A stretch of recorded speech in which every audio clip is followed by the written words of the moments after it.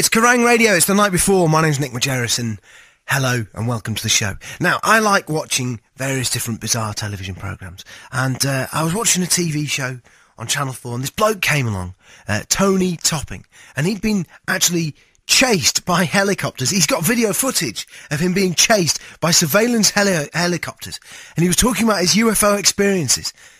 And he lives in Selby. And I thought, this is like, usually this kind of person is the, the sort of guy that like lives in America, and they seem, a little bit wired and a little bit crazy. But we got this guy on, we chatted to him, and he was a nice chap. And so what I thought we should do is we should get him on and tell his story of UFO experiences, right from the very beginning. Let's get him on the show. Listen, Tony, thanks for joining us. Tony Topping, UFO researcher. Thanks for having me back on again. Well, listen, Tony, how does your story start? I mean, when was your first ever sort of UFO experience? At what point did you stop being someone who thinks UFOs are nonsense and start being someone who's convinced they're true? About 1992, I would say. I was destined to go to stage school. I was studying to be an actor and a dancer. So I was coming home from rehearsal one evening.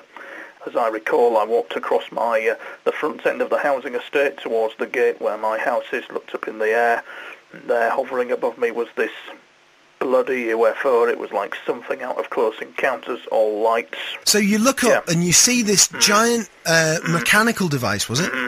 A craft, yeah, and it's there and it isn't. And I went around probably for a few years thinking that didn't happen. But I was shocked. I kept it to myself for a number of years, but I was quite shocked with what I saw. That is the first time when you actually thought, there you go, UFOs. It was there, it wasn't there. And then what did you do after that? I mean, did you... I just mentioned it to a few mates that I'd been walking home and I saw this UFO appear and go. I just went about my business then. And I moved to London. I got a place at stage school. I was lucky to get into stage school. Probably in 96, the craft started appearing again in 96. The strange goings-on started again in 96. So there was like from 92 to 96, not a lot going on. Yeah, so you spend 4 years after that. I imagine you almost forgot about it, is that right? Yes, you'd be right, yeah. I almost just forgot about it, read the odd UFO magazine and didn't think out of it. And it wasn't until about 96 in Streatham when it started up again. These objects started to appear, one in Paddington, for example. I was walking home from the office that I worked for one evening.